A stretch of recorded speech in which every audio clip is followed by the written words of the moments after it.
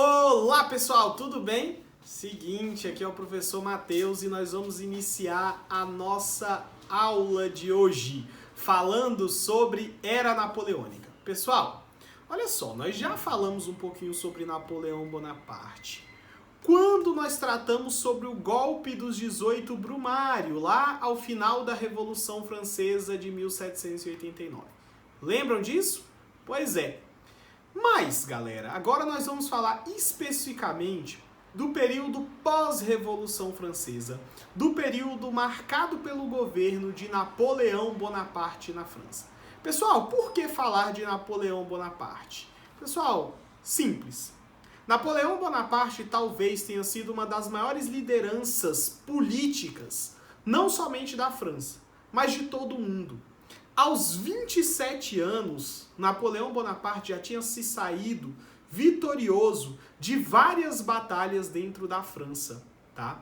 Aos 19 anos de idade, Napoleão Bonaparte já era general dentro do exército francês. Então, alguns diziam que Napoleão Bonaparte, apesar da sua baixa estatura, Napoleão Bonaparte era uma liderança política, era alguém que tinha uma comunicação muito aberta dentro do exército francês e que conseguia agregar muitas pessoas em torno daquilo que ele acreditava. É assim que Napoleão Bonaparte dá início ao que nós conhecemos como Era Napoleônica. Pessoal, para estudar a Era Napoleônica, eu preciso que vocês tenham em mente 3 períodos. Foram um total de 3 fases dessa Era Napoleônica. Uma primeira fase, chamada de Consulado, que vai de 1799 ao ano de 1804. Uma segunda fase, chamada de Império, que vai de 1804 a 1814. E uma terceira fase, chamada de Governo dos 100 Dias, tá? Que aconteceu no ano de 1815. Pessoal, para a gente começar então a falar de Era Napoleônica, vamos falar de Consulado. Pessoal, para falar de Consulado, eu preciso que você entenda que nessa primeira fase, a França passa a ter uma república militar. Era um governo de 3 militares, dentre eles Napoleão Bonaparte, que desde o início ganhou destaque como sendo o cônsul mais importante, tá? E nesse governo conhecido como consulado, várias medidas foram tomadas. Dentre elas, gente, uma medida inicial, tá? Foi a de emissão de moeda, sempre controlando a inflação. Como assim? Pessoal, a França terminava ali a Revolução Francesa, a situação econômica não era boa e uma das preocupações era controlar a economia. Uma das formas encontradas, então, para controlar a economia era controlando a emissão de papel moeda. Porque imagina só, se eu coloco um monte de papel moeda em circulação, se eu emito um monte de moeda ao mesmo tempo e coloco aquilo em circulação no mercado, todo mundo vai ter muito dinheiro, não vai? Pois é. Mas aí o que acontece com o preço, com o valor desse papel moeda? Ele cai. E se o valor do papel moeda cai, a economia, galera, desanda. Por quê? Você pode ter a quantidade de papel moeda que for. Você pode ter a quantidade de dinheiro que for, mas esse dinheiro passa a não ter mais valor. Então, para estabelecer um controle sobre a moeda, tá? E controlar a inflação, o governo Napoleão, ele começou a tomar uma série... O governo napoleônico não, desculpa. O governo do consulado, tá? Que inclui aí Napoleão Bonaparte, começou a tomar uma série de medidas. Medidas essas que têm como objetivo, galera, controlar a emissão de papel moeda. Beleza? Além disso, foi criado também o Banco da França, tá? O Banco da França é que desempenhava, inclusive, esse papel de controle do papel moeda. Beleza, galera? Outra coisa, tá?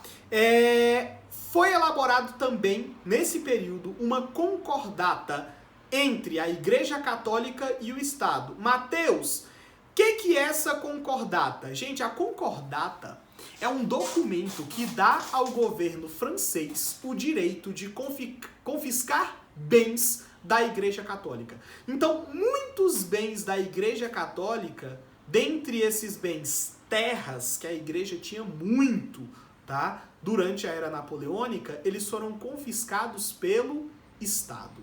Além disso, galera, foi criado também o Código Napoleônico, tá?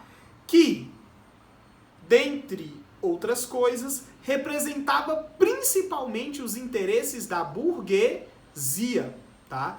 Professor, o que esse Código Napoleônico traz como fundamental? Primeira coisa, galera, a separação do casamento civil do casamento religioso. Ou seja, você passa a ter casamento civil e casamento religioso como coisas completamente diferentes. Assim como isso é hoje. Gente, hoje, se você quiser casar no religioso, obrigatoriamente você deve realizar um casamento civil. Como significa isso? Pessoal, vai ter o dia do casamento civil no cartório, é o casamento legalmente do Estado, do governo, e o casamento religioso, né, passa a ser a cerimônia realizada pela igreja, seja ela católica ou evangélica, beleza? Uma das coisas que a burguesia desejava nesse pós-revolução francesa era separar isso.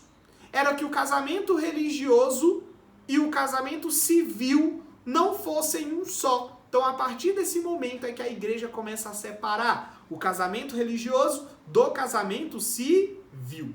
Além disso, galera, além da questão do casamento, uma das coisas que o consulado também vai fazer é enfatizar essa questão do respeito à propriedade privada. Ou seja, o que é privado do ser humano passa a ganhar muita importância durante essa fase do consulado.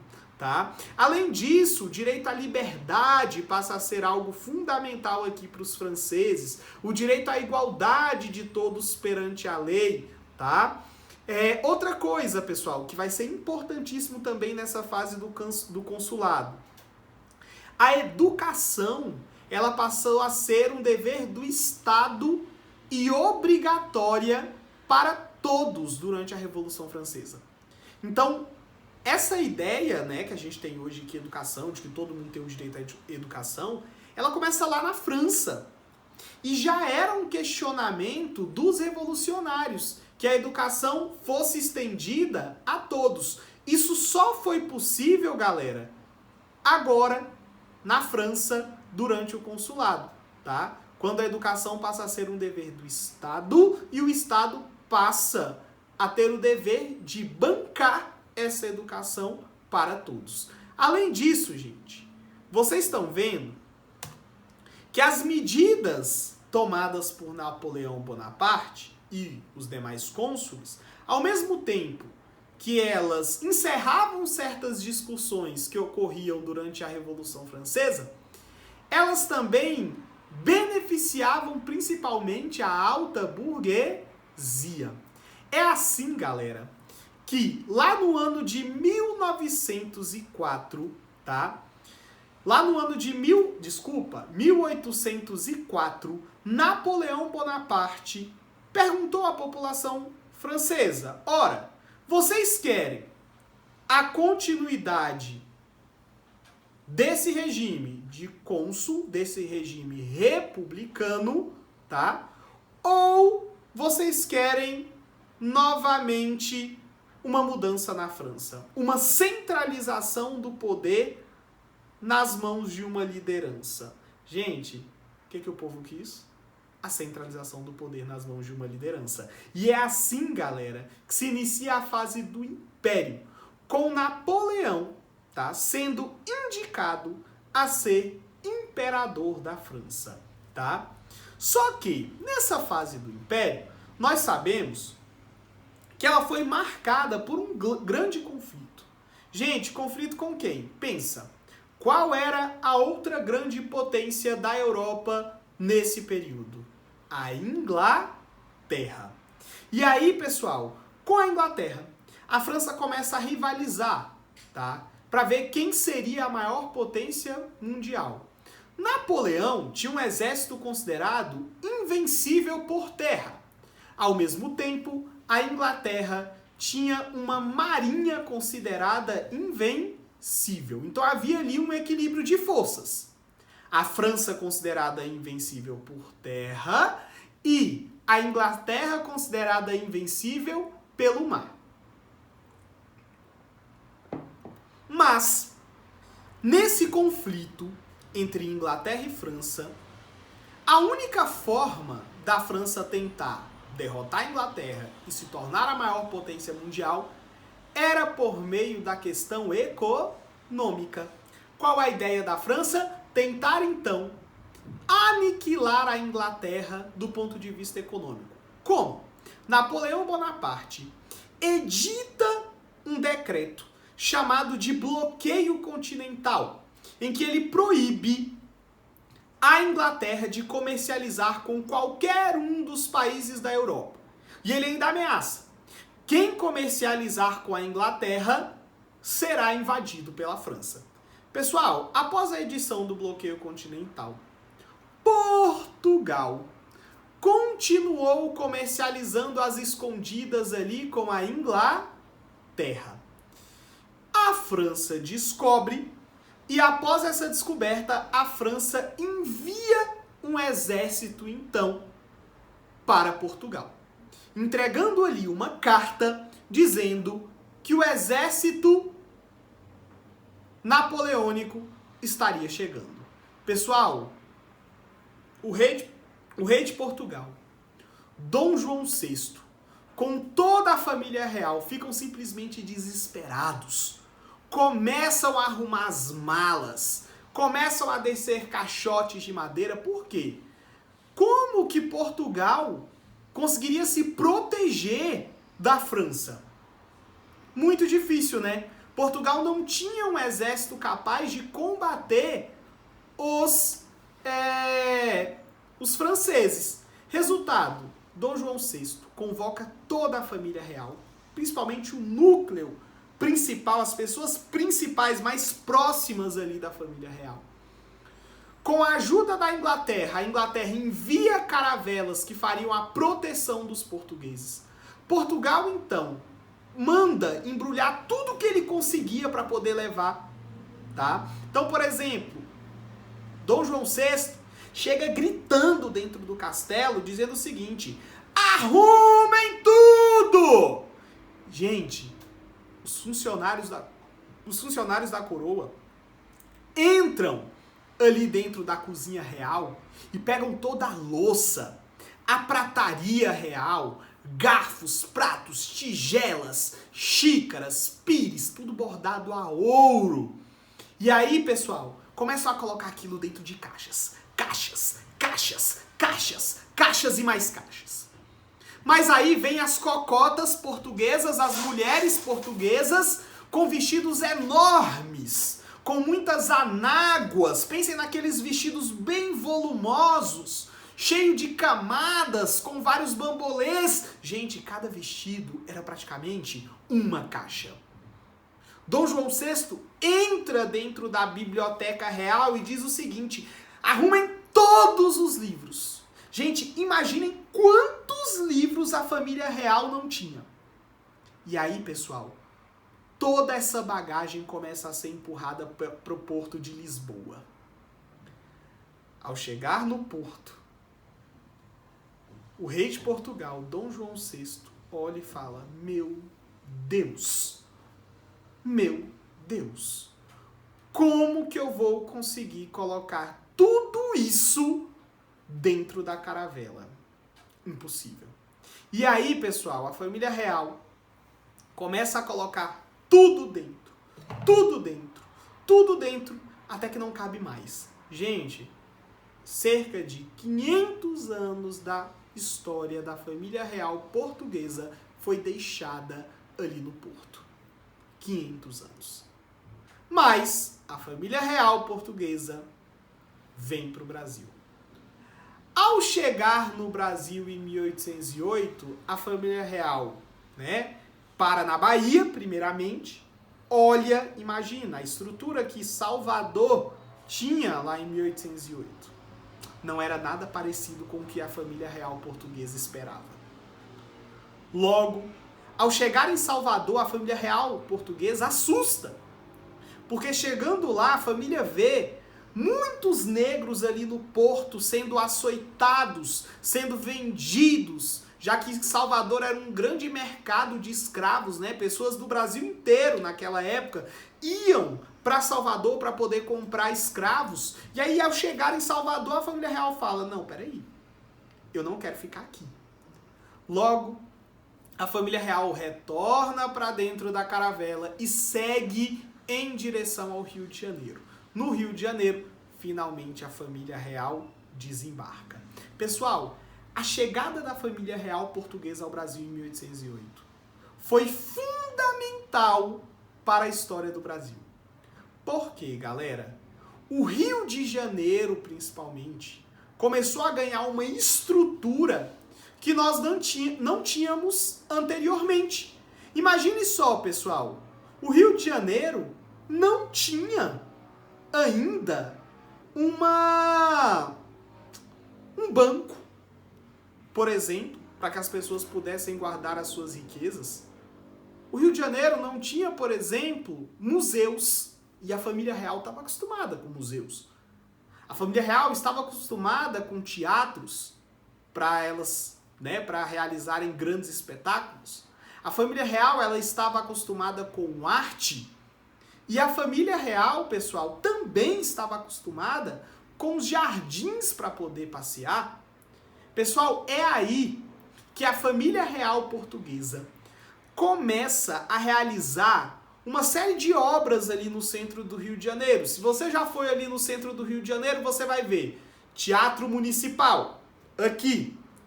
Ao lado do Teatro Municipal, você tem ali dois restaurantes extremamente famosos do século XIX, Amarelinho e Verdinho. Na frente deles, você vai ver o Museu Nacional e a Biblioteca Nacional. Lembra dos livros que eu falei que a família real trouxe para o Brasil? Foram colocados aonde? Lá no Museu Nacional. Pessoal, além disso, a família real portuguesa colocou ali também, ali próximo, o Palácio da Justiça.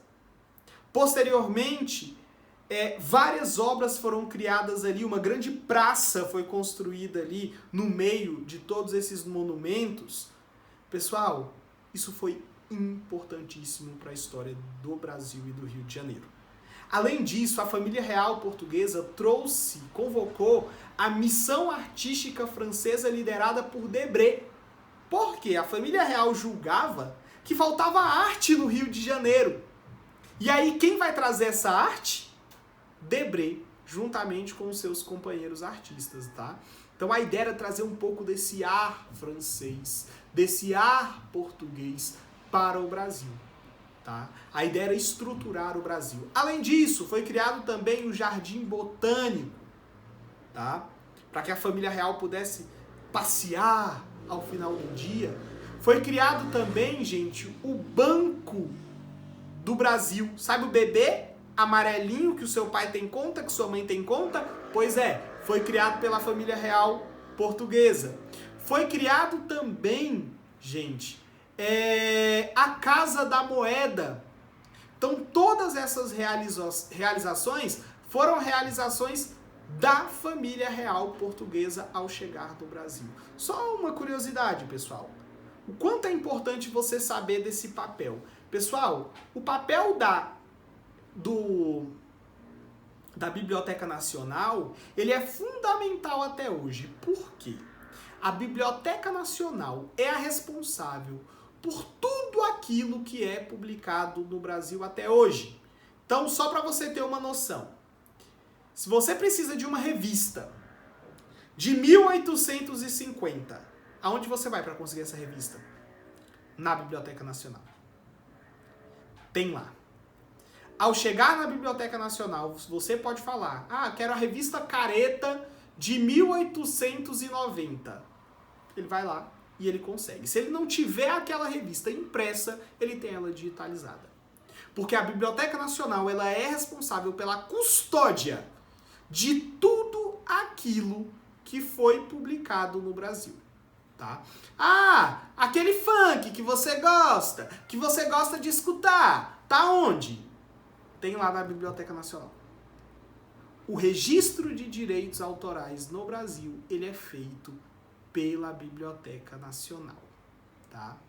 Professor, mas eu vi lá na Esplanada dos Ministérios, quando eu fui passear com meu pai, que tem um museu lá, e do lado daquele museu que tem a cúpula, tem a Biblioteca Nacional, que é um prédio quadradão do Oscar Niemeyer, que tem uma praça no meio. Gente, aquela Biblioteca Nacional era para ter recebido todo o acervo da Biblioteca Nacional de 1808, tá?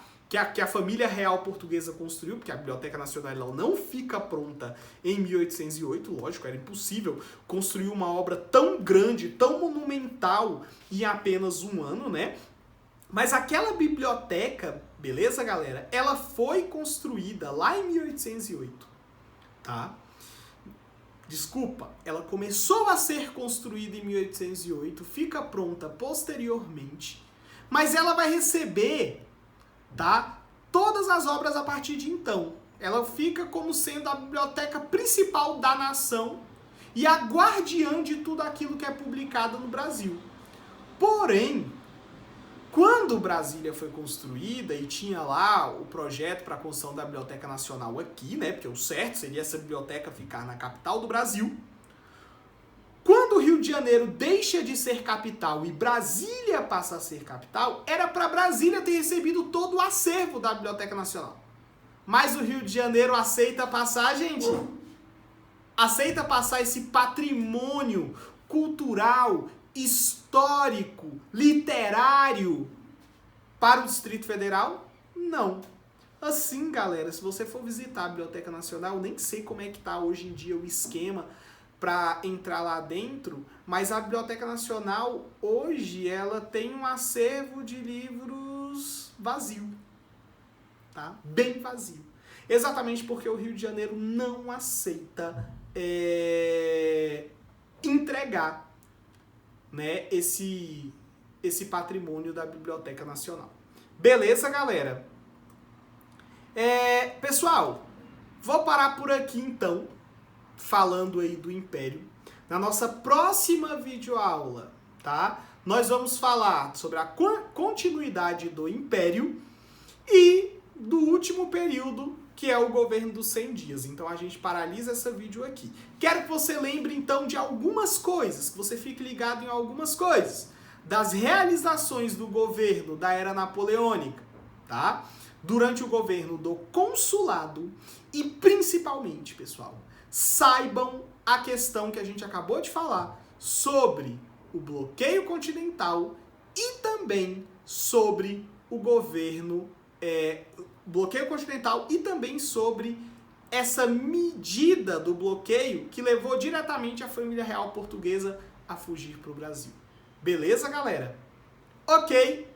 Dúvidas, lamentações, amargura, dor no peito, taquicardia? Não? Então, ó, valeu!